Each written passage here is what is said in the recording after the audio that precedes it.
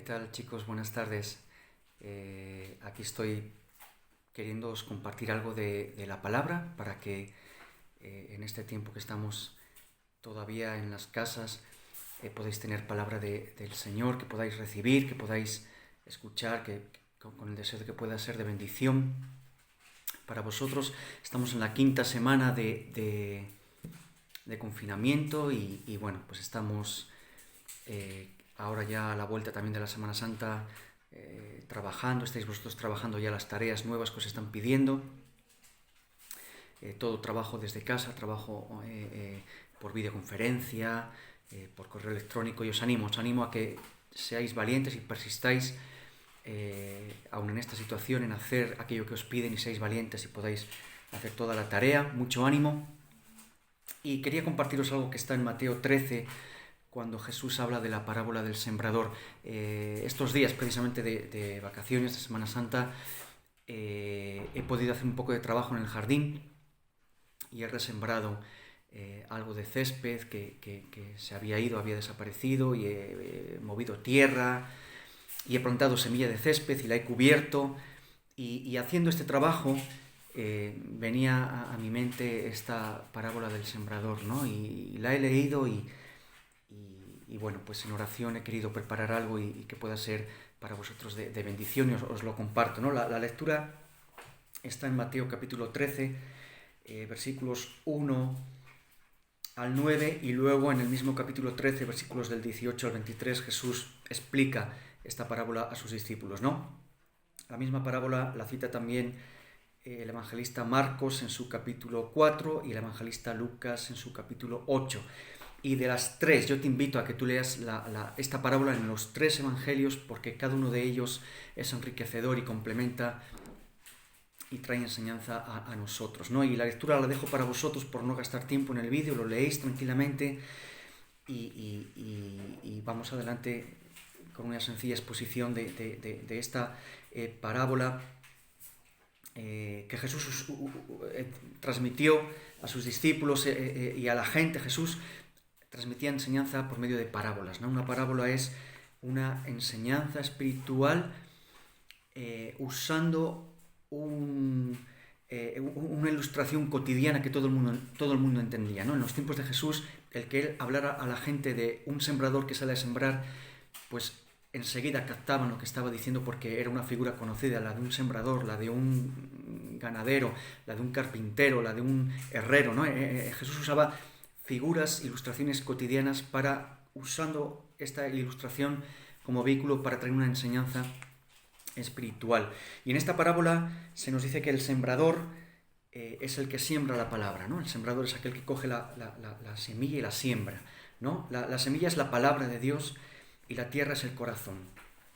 Es nuestro corazón, nuestra alma, nuestro espíritu, aquello que engloba nuestra voluntad, que nos permite tener capacidad de decisión. Nuestra voluntad engloba nuestra mente, nuestro pensamiento, nuestra razón, nuestro intelecto, engloba también nuestras emociones y nuestros sentimientos, ¿no? Y ese es el campo en el cual viene el sembrador y echa la semilla, que es la palabra de Dios. Y la pregunta que os hago y que me hago yo es: ¿qué actitud tenemos frente a la palabra de Dios? ¿Cómo respondemos cuando recibimos la palabra de Dios? ¿Qué actitud tenemos? Fíjate, hay varias actitudes, varias formas en que esta semilla cae en la tierra. En primer lugar, dice Jesús que mientras sembraba, parte de la semilla cayó junto al camino, y vinieron las aves y la comieron. Cuando Jesús explica la parábola, dice que cuando alguno oye la palabra del reino y no la entiende, viene el malo y arrebata lo que fue sembrado en su corazón. Este es el que fue sembrado junto al camino. Son aquellos que oyen la palabra pero no la entienden. Pero no es que no la entiendan porque les falta capacidad intelectual. No, para nada. Simplemente es que deciden no entenderla. Deciden, como dice la parábola en Lucas, hollarla. Es hollada, es decir, la pisotean, la desprecian, no deciden recibirla. En ese sentido es que no la entienden, y por lo tanto esta semilla en sus corazones no llega a nacer, no llega a brotar, porque es hollada, es pisada. deciden no entenderla, no quieren saber nada con la palabra. Y entonces dice que vienen enseguida las aves y comen esa semilla, ¿no? Viene el malo, viene Satanás, viene el diablo y quita esa semilla. Os decía que yo hace poquitos días he plantado césped en el jardín, he repoblado un poquito de césped que faltaba, y estoy luchando con los pájaros para que no se lo lleven. Están venga a venir los pajaritos, los gorriones y algunos pájaros más grandes, y picotean la tierra recién puesta y se llevan la semilla, y estoy ahí peleándome para que no se la lleven, ¿no? Y eso ocurre con aquella semilla que viene a mi corazón, a mi vida, pero se queda junto al camino, ¿no? Y mi actitud es que yo decido rechazarla, la hoyo, la piso, la desprecio, no la recibo, no la entiendo, no quiero hacerlo, ¿no? Y se nos habla aquí de que viene el malo y quita, ¿no? Y pensaba que cuando yo tengo esta actitud en mi vida de que viene la palabra y la rechazo, me quedo bajo la influencia del enemigo, sigo quedando bajo su gobierno en mi vida, ¿no? Quedo junto al camino, pero no en el camino, junto al camino. Es como que estoy arrimado, pero no estoy en el camino, estoy como al descubierto, ¿no? Estoy no en el camino, sino fuera, junto, pero no dentro del camino. Esto me llevaba a un versículo en Primera de Pedro, capítulo 5, versículo 8, donde dice que el diablo anda como león rugiente buscando a quien devorar, ¿no? Y ojalá que tú y yo no seamos personas que están junto al camino, sino que estamos en el camino, porque hay una diferencia tremenda. En el camino estamos protegidos, pero junto al camino es como que estamos fuera de él, estamos al descubierto, y puede venir ese ave y comerse la palabra que recibimos nosotros, ¿no? Dice que es quitada la semilla. Lógicamente vienen las aves y comen esa semilla. Es aquel que oye la palabra, no la decide recibir, no la entiende, y entonces le es quitada. Viene el diablo y se la quita. Y esto es algo característico del enemigo. En Juan 10:10 nos dice que el enemigo ha venido para robar, matar y destruir, ¿no? Y él va a robar todo de tu vida si tú no lo aceptas, ¿no? Y pensaba también la importancia de la oración cuando hacemos evangelismo, cuando salimos a compartir la palabra, ya seas tú a nivel individual o en grupo, cuando lo hacemos juntos. Lo importante de orar en este primer momento, cuando la palabra es sembrada, para que el enemigo no tenga ocasión de robarla, de quitarla, y el corazón de las personas que reciben la palabra por primera vez pueda ser un corazón que recibe esa palabra y que no se queda junto al camino, sino que penetra en la tierra, en el corazón dentro, ¿no? Esto es la primera actitud, la palabra, la semilla que se queda junto al camino, y vienen las aves y la comen, ¿no? Hay una segunda actitud con la que podemos responder cuando recibimos la palabra del Señor, y es cuando Jesús enseña que esa palabra cae en pedregales, ¿no? Donde no había mucha tierra, y brotó pronto porque no tenía profundidad de tierra, pero salido el sol se quemó, y porque no tenía raíz se secó, ¿no? Así que la palabra cae sobre la piedra y nacida, fíjate que dice brotó pronto, es decir, nacida, y esto me lleva a que la palabra es oída y en un primer momento es recibida con gozo, también dice, ¿no? La parábola. Y brota esa palabra en nuestro corazón, es recibida con gozo, sí es escuchada, pero se seca pronto porque no hay humedad, no hay profundidad de tierra. Y esto es una verdad, ¿no? Cuando tú siembras algo, la tierra hace posible que esa semilla plantada germine si tiene humedad, si tiene riego, si tiene agua, pero si hay tal cantidad de piedras en esa tierra, lo que hacen las piedras es que filtran el agua, no permiten que se quede y por lo tanto alimenta la semilla y le dé humedad, sino que se filtra, se pierde a través de las piedras, ¿no? Qué importante que en tu vida y en la mía no haya piedras que hagan que la palabra de Dios caiga y se filtre y no quede para nutrir y traer humedad, ¿no? Dice aquí la parábola que no tiene profundidad, no tiene raíz. Me acordaba del banquillo de los equipos de fútbol cuando se dice que tienen fondo de armario o que no tienen fondo de armario, ¿no? Es decir, tienen suficientes suplentes para suplir a los futbolistas titulares si hay alguna enfermedad o haya alguna lesión, entonces pueden tirar del fondo de armario, ¿no? Hay fondo de armario, hay suplentes suficientes para ser sustituidos, ¿no? Por aquel que ha quedado lesionado. Y yo pensaba en tu vida y en la mía que seamos personas que tienen fondo de armario, ¿no? Por un lado quitamos las piedras de nuestra vida, todos aquellos obstáculos, todas aquellas durezas que hacen que la palabra de Dios caiga en mi vida, pero es de corta duración. Dice también la parábola, ¿no? Es de corta duración, no enraiza, no echa raíz porque no hay profundidad de tierra, no hay tampoco humedad, ¿no? Y pensando en esto del fondo de armario, qué importante que tú y yo tengamos fondo de armario, que tengamos recursos. Pablo le dice a Timoteo en el capítulo 4 de su primera carta, versículos 12 al 15, le dice Pablo a Timoteo, ocúpate en estas cosas, ocúpate en la lectura de la palabra, en la oración, en la exhortación, sé ejemplo a los creyentes en conducta, palabra, amor, fe, pureza. Anda que no hay cosas, recursos en los que nos podemos nutrir y tener en nuestro fondo de armario, para no ser corazones sin profundidad de tierra, ¿no? Sino que tenemos fondo de armario, tenemos recursos en el Señor y somos aquellos que recibimos la palabra y sí que da fruto y dura, ¿no? No es de corta duración. Dice aquí que sale el sol y por causa del calor, al no tener humedad, enseguida esa semilla se seca y se muere, ¿no? Hablando de aquellos que enseguida con la venida de la tribulación, de la prueba, de la persecución, a la mínima se rinden, tropiezan, se apartan del Señor, ¿no? Ojalá que no seamos de este tipo de corazones que reciben la palabra, pero por poco tiempo y a la mínima de cambio nos rendimos y nos apartamos del Señor. En tercer lugar, la parábola habla de la semilla que cae entre espinos, ¿no? Y me llama la atención que nacieron juntamente con ella. Es decir, que también estos son aquellos que escuchan la palabra y brota en ellos en un primer momento, pero a la vez que esa palabra nace y crece, juntamente nace y crece también los espinos, ¿no? Y Jesús, al explicar la parábola a sus discípulos, les dice que estos espinos son otras cosas, ¿no? Por ejemplo, los afanes de este siglo, ¿no? ¿Qué puedes haber hoy en día de este siglo, a día de hoy, qué puede haber que afana tu vida y afana mi vida, ¿no? E impide que la palabra crezca de una manera correcta, hace que junto a ella nazcan otro tipo de cosas, ¿no? Espinos que al final lo que pueden conseguir es que ahoguen esa palabra en nuestra vida y sea infructuosa, ¿no?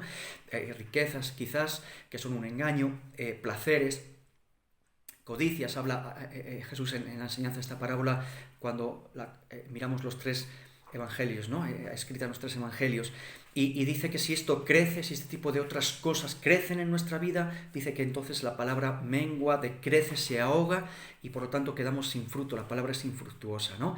Y pensaba en estas dos cosas. Si yo permito que otras cosas, afanes, riquezas, placeres, codicias, estén en mi vida, en alguna manera estoy siendo permisivo, y pensaba en esto, en la permisividad.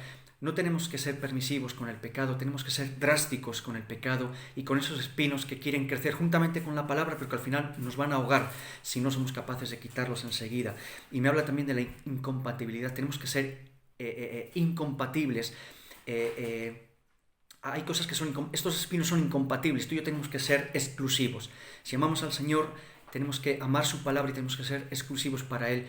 Y hay ciertas incompatibilidades, son estos espinos que van al final a ahogar la palabra y tenemos que tener cuidado con ellos y erradicarlos de nuestra vida, ¿no? Y por último Jesús habla de esa semilla que sí que cae en buena tierra, ¿no? Esa buena tierra es el corazón bueno y recto, el corazón de aquel que oye la palabra y la entiende en el sentido de que la recibe, la acepta.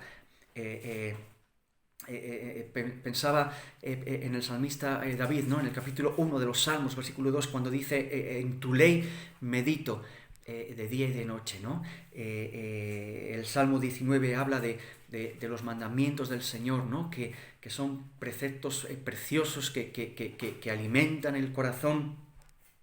Y cuando tú y yo tenemos esta actitud frente a la palabra de que la recibimos con gozo y nuestro corazón es receptivo, dice que entonces damos fruto y ese fruto lo damos con perseverancia. En nosotros hay fruto de salvación, hay fruto de crecimiento y además es perseverante. El fruto no es en un momento solo, sino que persevera, tenemos perseverancia en ese fruto. Y dice también la parábola, la enseñanza, dice Jesús que y produce, ¿no? A 100 por uno, a 60 por uno, a 30 por uno, es decir, que producimos, empezamos a ser productivos. Ya no solamente damos fruto para nuestro crecimiento y madurez, sino que producimos también, empezamos a servir a los demás, nuestro fruto se multiplica y eso es algo maravilloso, ¿no? Y quería simplemente dejar este pensamiento en vuestros corazones, que penséis qué tipo de personas sois, qué tipo de corazón tenéis a la hora de recibir la palabra. cae junto al camino, o cae entre piedras, o cae entre espinos, o realmente cae en un corazón amante de la palabra y receptivo de la palabra. Y pensaba en una aplicación muy concreta, quizás es una tontería, pero mira a ver si lo puedes encajar.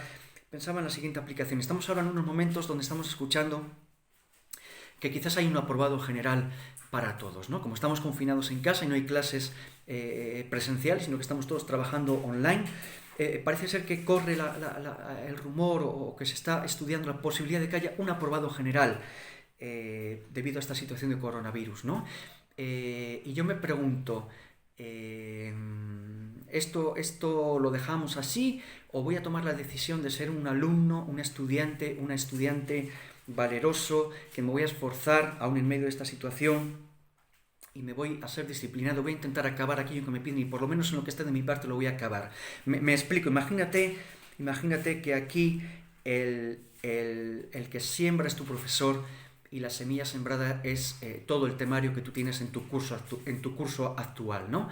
Entonces imagínate que viene tu profesor, lanza ese temario y de repente hay varias opciones, ¿no? ¿Cuál es tu actitud ante esto? Por ejemplo, ¿eres de esos de junto al camino, en los que no hay compromiso alguno? Porque hemos visto en la parábola que viene la palabra, es oída, pero es rechazada, es hollada. Quizás tú y yo podemos ser un estudiante, un trabajador, que ante una adversidad nos quedamos junto al camino, no hay compromiso, es algo por obligación, espero a que pase y ya está, pero yo no me comprometo, estoy junto al camino, me quedo aislado, no me comprometo, no hago nada, ¿no?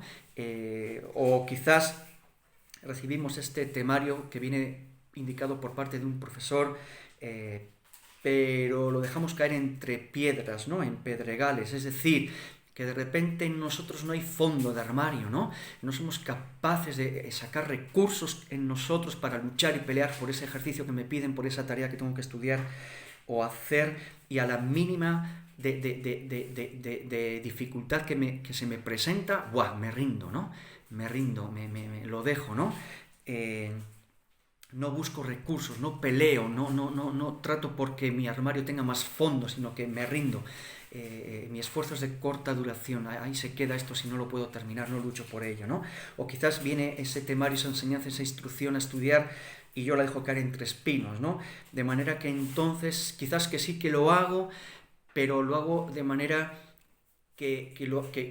o con otras formas que son incompatibles, ¿no? Por ejemplo, tengo que hacer un ejercicio, pero llamo por móvil a otro, oye, ¿lo tienes hecho? Sí, pásamelo, ¿no? O sea, yo no hago esfuerzo, abuso de otro en el sentido de que házmelo tú, pásamelo, ¿no? O de repente copio algo que no se puede hacer, ¿no? Quizás en casa es más complicado, en clases, lógicamente, cuando se copia, pues te pillan y has suspendido, ¿no? Pero ese deseo, esa actitud de decir, voy a copiar, son espinos, son pequeños espinos, son incompatibles con hacer las cosas bien.